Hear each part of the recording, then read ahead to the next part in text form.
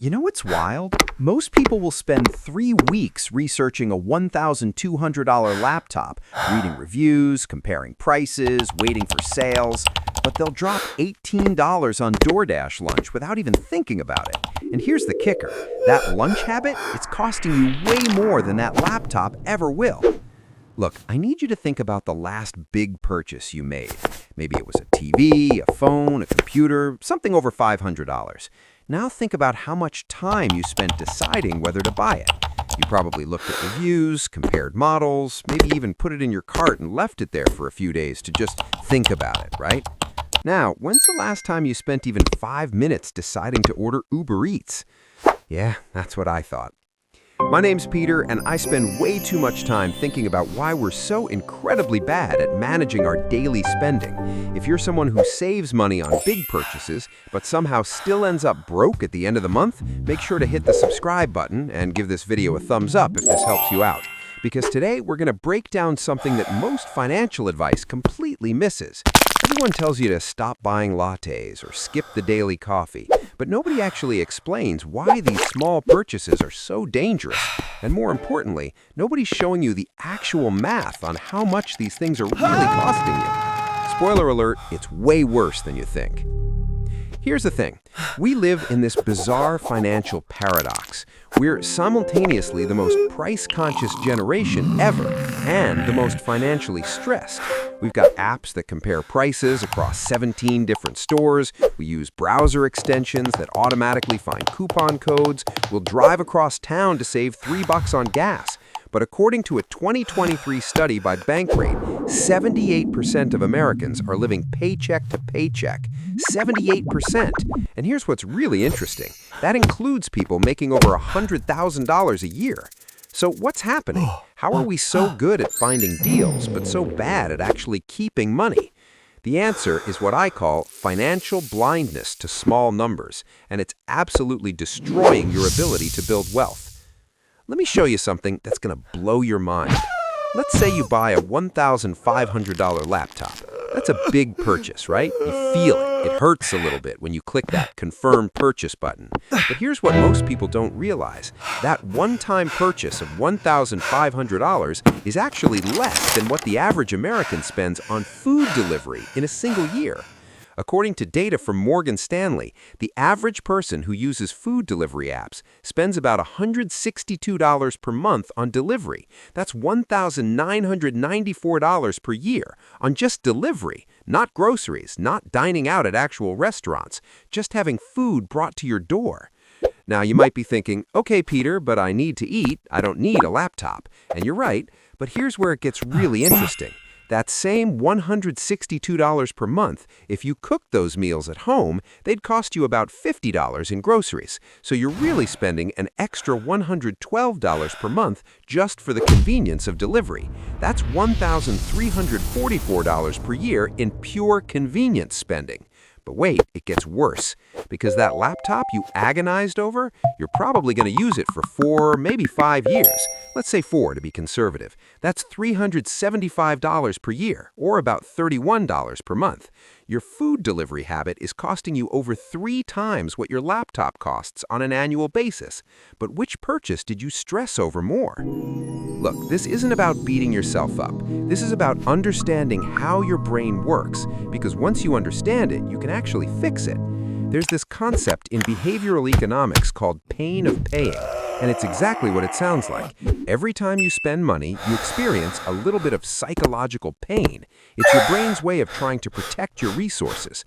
But the problem is that the pain you feel isn't proportional to the actual cost. It's proportional to how salient, how noticeable the purchase feels. A $1,500 laptop? That's a big, painful transaction. You feel it. Your brain registers it as significant. But $18 for lunch? That barely registers. It's Tuesday, you're hungry, you're busy. $18, whatever, it's just lunch.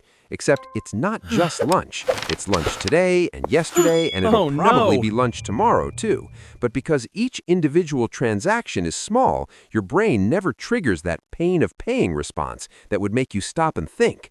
This is why small purchases are so dangerous. They fly under your psychological radar. Let me show you how this actually plays out in real life because the numbers get absolutely insane when you start adding things up. Let's build out a realistic small purchase budget for the average person. Food delivery, $162 per month. Coffee shop visits, 3 to 4 times a week, $80 per month. Streaming services you barely use, $45 per month. Impulse purchases on Amazon, $100 per month. Convenience store runs, $60 per month. Mobile games or app subscriptions, $25 per month. That's $472 per month, $5,664 per year. Now, here's what most financial advice gets wrong. They'll tell you to cut all of this out. Stop buying coffee, cancel your subscriptions, never order delivery, cook every meal at home.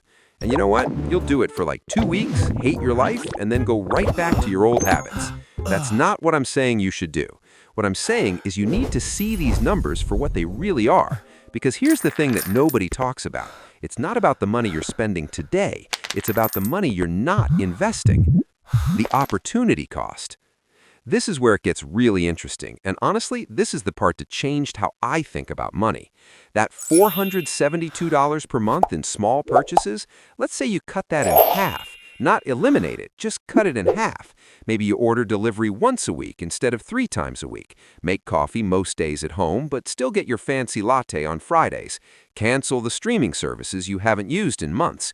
You're now saving $236 per month, still spending on the stuff you actually care about, but being more intentional about it. If you invest that $236 per month in a boring S&P 500 index fund, assuming the historical average return of about 10% annually, here's what happens. After 5 years, $18,340. After 10 years, $48,760. After 20 years, $178,000. After 30 years, $493,000. $500,000 from just being slightly more intentional about small purchases.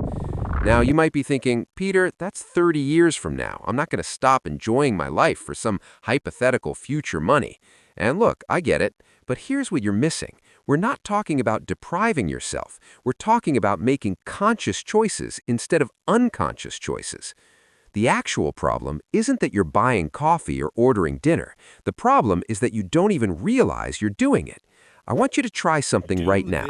Pull out your phone, look at your bank statement from last month, actually count how many times you ordered food delivery. I'll wait. Okay, how many times was it? I'm willing to bet it's more than you thought, right? This is what I mean by financial blindness. These small purchases are invisible. They don't feel significant in the moment, so your brain doesn't file them as important financial decisions. But they add up to become your largest expense category after rent and transportation. According to research from the Journal of Consumer Research, people underestimate their small, frequent purchases by an average of 40%. 40%! If you think you're spending $100 a month on coffee and impulse buys, you're probably spending $140. Now, let's flip this and talk about why big purchases are actually easier to manage. When you buy that $1,500 laptop, several things happen. First, you do research, you compare options, you wait for sales, you make sure you're getting value for your money. Second, it's a one-time decision. You make the purchase, and then you're done. You don't have to decide whether to buy a laptop every single day. Third, it's memorable. 6 months from now, you'll remember buying that laptop. You won't remember the 17 times you ordered lunch in March. And fourth, and this is crucial, big purchases actually save you money in the long run. A quality laptop might cost more up front, but it'll last longer and perform better. Good shoes, a reliable car, a decent mattress, these things actually save you money over time. But small purchases, they almost never provide long-term value. That $18 lunch is gone in 20 minutes. The $6 coffee lasts an hour if you're slow drinking. The $15 you spent on a mobile game gave you maybe a week of entertainment. We need to talk about subscriptions specifically because this is where small purchases get really sneaky.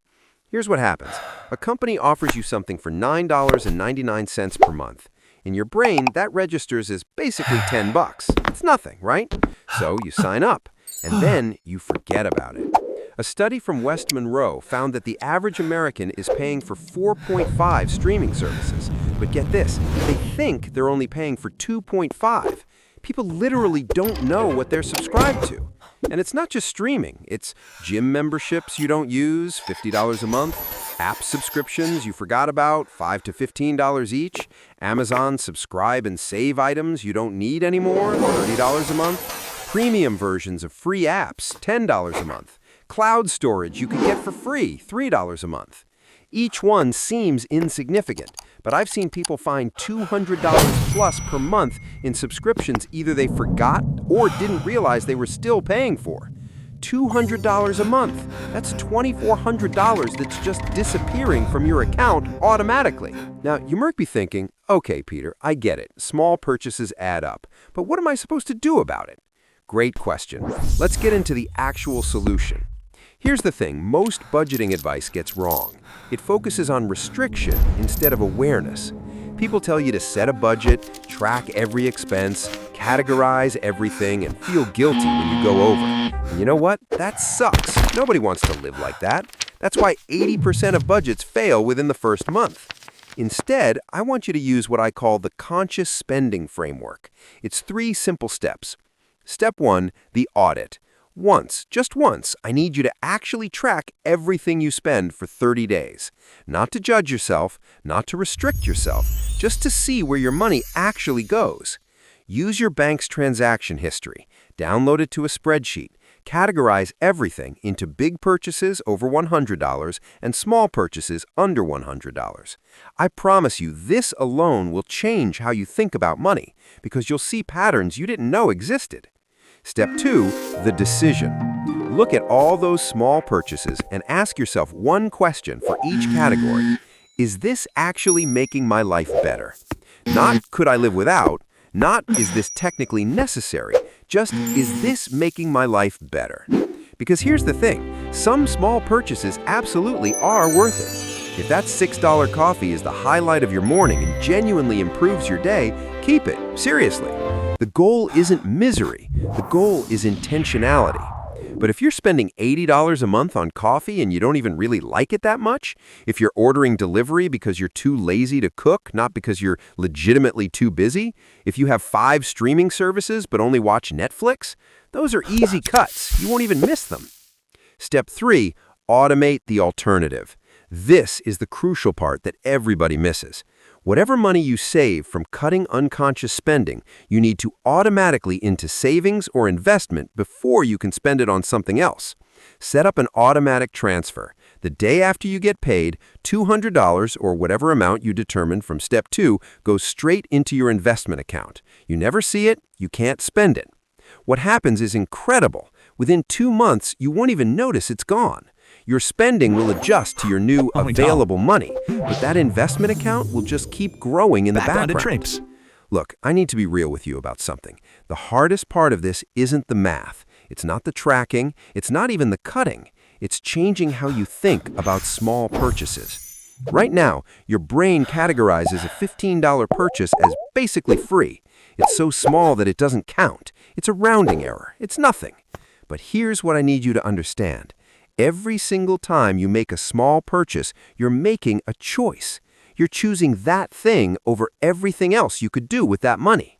That $15 lunch, you're not just buying food, you're choosing that lunch over $15 toward paying off debt, $15 invested, which could become $60 in 20 years, $15 towards something you actually care about. And sometimes that's totally fine. Sometimes the lunch is worth it. But most of the time, you didn't even think about it. You just did it out of habit or convenience, and that's the problem. Here's something that's going to sound counterintuitive. Once you start being more conscious about small purchases, you'll probably enjoy them more. I'm serious. When you stop ordering delivery 3 times a week and start doing it once a week as a treat, that one time becomes special again. When you're not just mindlessly buying stuff, the things you do buy feel more valuable. There's actually research on this. A study in the Journal of Personality and Social Psychology found that people who consciously decided to splurge on something enjoyed it significantly more than people who just bought things impulsively.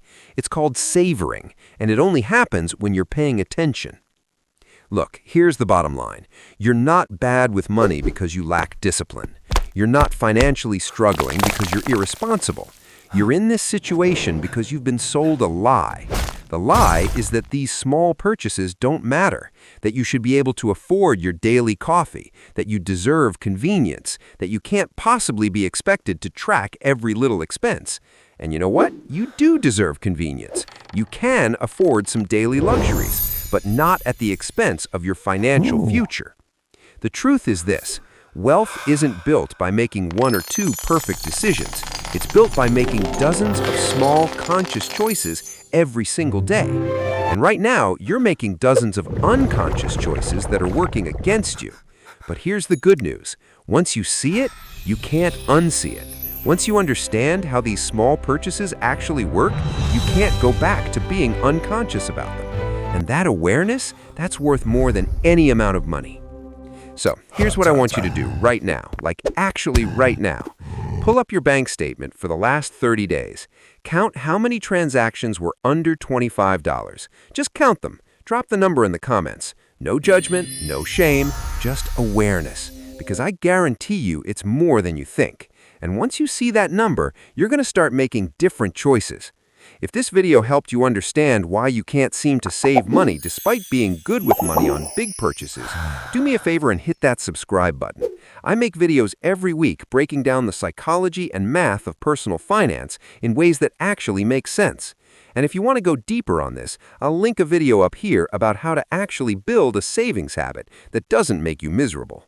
Because understanding the problem is step 1. Step 2 is actually fixing it. Thanks for watching. I'll see you in the next one.